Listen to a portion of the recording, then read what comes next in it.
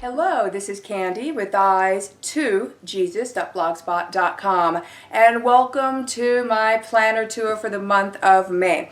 So I've been, for me, fairly consistent for a while and staying in the same planner size, right? You know, the Franklin Covey compact size. Now, it may or may not be in Franklin Covey compact binders. It could be in other planner binders that can accommodate Franklin Covey compact size. But that has been switched up here for the month of May. I'm going into May in personal size. I was really missing my Filofax Maldens and Dominoes and my more smaller footprinted Moterms that wouldn't fit too well, the Franklin Covey compact size. But I really like the Franklin Covey compact size sandstone inserts. So I just made them in the personal size. I just trimmed them more narrow, repunched them, and they're working out absolutely fine. And I'm in a new planner cover, and from what I can tell, this is from a new planner company called Smart Fee, Smart, and then the word Fee, F-E-E. And they're making planners that are comparable to the Moterm planners, but currently cheaper, and you have more leather options. So the planner cover I'm currently in is this, and this is by that Smart Fee company. And so it has a full back pocket like the Moterms do, and this is personal size. And the Smart Fee ones, I got this on Amazon, that I saw come in pulled leather. That's what this is, oiled leather or pulled leather.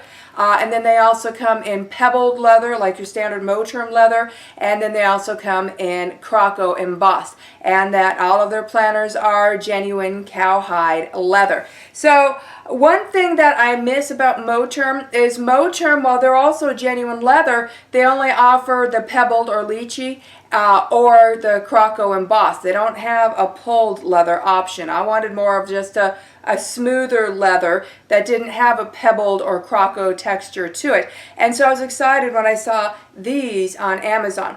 Now, at least when I purchased this, and the last I checked was yesterday, there is a deal. If you are an Amazon Prime member, then you can get these significantly cheap. They're originally around, I don't know, $58, $59, somewhere around there. But on my Amazon Prime, I got this with a Prime discount so that it was only $28, and there was a coupon that was like $1.50-ish or so. So I paid $26, $27 for this with free shipping with my Amazon Prime.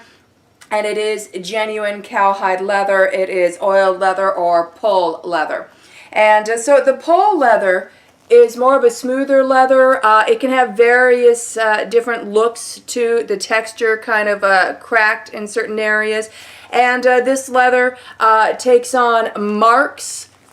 Here's one that's kind of prominent. Takes on marks with use and also patinas over time, and I like that. It's comparable to a lot of traveler's notebooks. A lot of the traveler's notebooks will have leather that'll take on marks and will patina.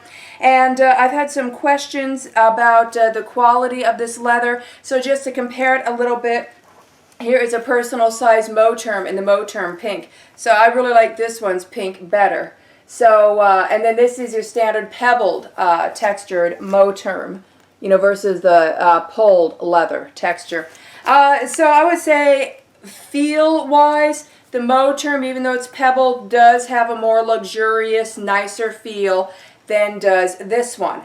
But this one still feels pretty nice, but when I hold a Moterm in one hand, a pebbled Moterm in one hand, and this in the other hand, the pebbled Moterm feels better, but I like the look of this one better, not just in color, but in the leather texture itself. Okay, so then if I'm to compare it to a Moterm Croco, well, I don't have one of these in Croco yet. I actually have one coming that's supposed to arrive tomorrow, and here's a Moterm Croco. But even if I did have one of these in Croco, it would be hard to compare it to the Moterm Croco because Moterm Crocos, I've had significantly different feel for the leather on Moterms. Both of these are Moterm Crocos.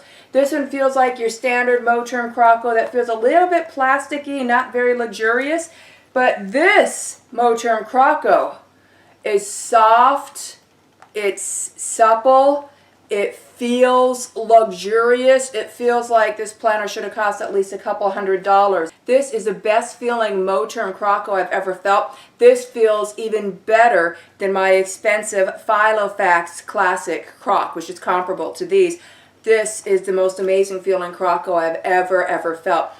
In fact, I am between moving into this or staying in this. Right now I'm enjoying this, but this, I love the blue and it feels fabulous. So I really can't compare Croco to these. It reminds me, the leather in here reminds me of some of the old Foxy Fix Traveler's notebooks. This one, the leather feels very much the same. It looks slightly different, but to the touch, it feels the same as my Foxy Fix Traveler's Notebook from, I don't know, I think it was 2019, 2018 when I got that. Maybe, I don't think 2017.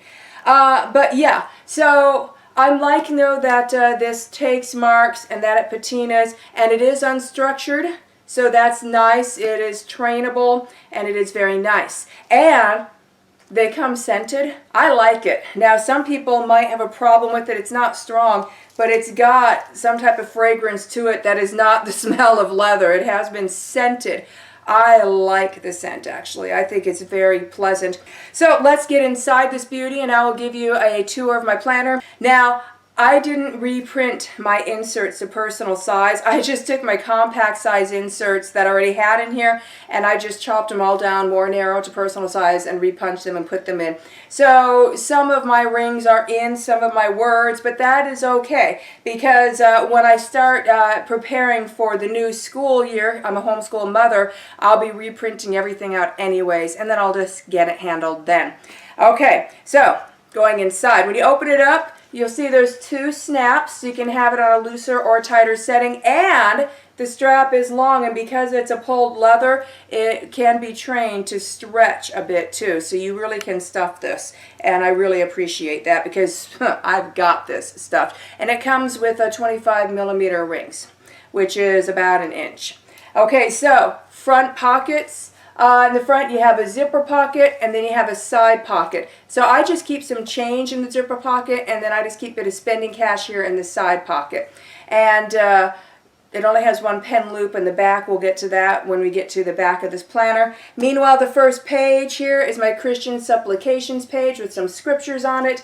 And again, this was straight from my compact Bible, a compact planner. I just trimmed it more narrow and punched it, so that's just coming in closer to the words, but it's still good. And then the other side of that, I just have some more scriptures. And I just have an ollie clip here, because you never know when you need one, and I've used this many times. And then I have our current family picture. And then on the other side of that is a current couples picture of my husband and I. And then the photo page here, I have a top tab on it because if I grab that top tab and flip it over, it brings me to my running grocery list. I keep several sheets of filler paper, just random filler paper at the front, and when I run low or out of something, or something that's like, hey, I need to get that from the store, then I write it down on this page, and then I will access this page when it's time to make my official grocery list for each week. So several sheets of that, and then we come to my dividers. Now, I already had some old personal size dividers that I had made a few years ago in my planner stash, so I just switched to those dividers for my dividers in here. So the first divider, and my 6 main dividers are all homemade. And my first divider is labeled home because it's for my homemaking section, and it looks like this. And then this is just a 3M pen loop. You can buy them off of Amazon. It's supposed to stick on. You can peel off backing and it sticks on, but I didn't want to stick it to my divider, so I just have a couple of binder clips holding it on, and this is holding my secondary pen. So this pen I don't use very often, but I have it in case my main pen runs out of ink and I'm out and about, or in case I need to write something in ballpoint. And also this pen is also a flashlight, and it's actually puts out a pretty good amount of light. I'm impressed. So yeah, I just have that clipped to my home divider. So the first page in my homemaking section is a poem. The author is unknown. This is an older classic poem. It's called Do the Next Thing. And then on the other side, the next 2 pages are my daily tasks assigned for each day of the week. It's mostly cleaning tasks, but I also have like which day is budgeting and menu planning and stuff assigned to, and things like that as well. And then the next page is my children's cleaning chores and my children's table chores. And then I have an envelope here, and I just keep a bit of money in that envelope, and that's for the kids, for if they do any paid chores, then each Saturday I will tally up the paid chores that they've done for the week, and they'll get paid for their chores, and I just track their paid chores on this sheet of filler paper. And then after that, I have a scripture, Proverbs 31, verses 10 through 31, printed out right here. If you're interested in the Bible translation I use, by the way, I read and study from the Young's Literal Translation. Now, the next 2 pages after that's labeled projects. It's my deep cleaning and organization projects. I like to tackle a project or part of a project from this list every Wednesday. Sometimes I'll be sitting on the same project for a long time because it's a bigger project and I might only be putting 15 minutes a week into it. So, but these are my projects. And it's stuff like, some of them are quick, like cleaning the trash cans. And then we have like others that might take more time, like going through every single closet in the house. So it's just things like that I keep on this list. And then after that, I have my master grocery list. So I just reference this when I'm putting together my grocery list for the week. I just skim through it, and that helps me visualize what we have and what we might need more of that I had forgotten to previously write down. So that'll just jog my memory. And then after that, I have breakfast ideas and lunch ideas. And then next page, supper ideas. And my breakfast, lunch, and supper ideas also have suggested sides to go with each dish. And then the next page after that is my menu for the week, where I plan out breakfast, lunches, suppers, and their sides for the week. And on the page before that, the supper page, I have a top flag. That's just so if I just need to open my planner and flip to my menus page, I know I can just grab this flag and then it'll flip me over to the menu page. Then after that, I have my Thanksgiving and New Year's menus because I usually host those at my house. And then after that, we have this little side tab here, and it says Table of Contents. So the rest of the pages in my homemaking section are numbered because they are my recipes. And my Table of Contents is just to the recipe sections. So I have quick go-tos, breads and breakfasts, main meals, sides, baking, and special. And so then if I need to look up a recipe, well, first I go to my table of contents to see what page to turn to for the section that recipe is going to be in. Once I turn to that section, well, the recipes in each section are in alphabetical order. So then I just need to go in alphabetical order to find that recipe. It's quick, it's easy, it stays organized that way. Moving to the next divider is labeled school, and it looks like this. And as I previously mentioned, I am a homeschooling mother. I have 4 children. 2 of them are adults and are homeschooled all the way through. My third one is just about an adult, and he is graduating homeschooled this month. And then I'll be just down to my 4th one, who is finishing out 10th grade. And we homeschool year-round, Monday through Thursday, and then we take the month of July off. And I homeschool my children via the Trivium method. So this is my homeschooling section. So the first page is our homeschool schedule, which looks like that. This shows what subjects we're doing when, during what times of the day. And then the next 2 pages after that is I have it labeled our course of study. It's just what subjects we're doing this year, what materials we're using, any special notes on them, etc. And then after that, I have their reading lists and their copy work assignments.